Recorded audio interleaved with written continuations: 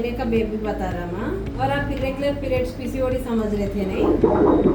देखो heart beat.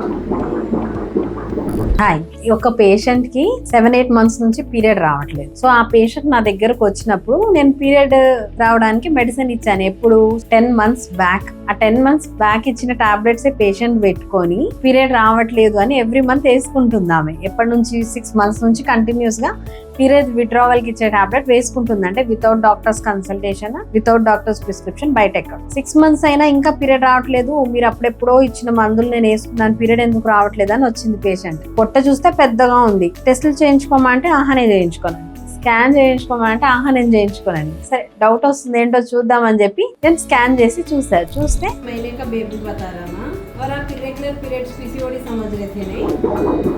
देखो heart beat. First baby कितने साल का है? वो 19 इयर्स का बच्चा है। अभी आपको पीसीओडी इरेगुलर समझ रहे थे। 6 महीने का प्रेगनेंसी है ये और अब खाली पेट फूल जा रहा समझे। पेट फूल रहा समझे। इसलिए डॉक्टर के पास आना माँ। 6 महीने कंप्लीट हो गए, अब 7 स्टार्ट होता।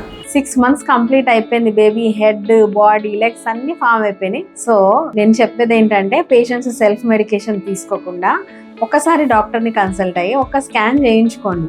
మీరే సెల్ఫ్ మెడికేషన్ తీసుకోకండి ఆ పేషెంట్ లాగా. ఓకేనా? Thanks for watching.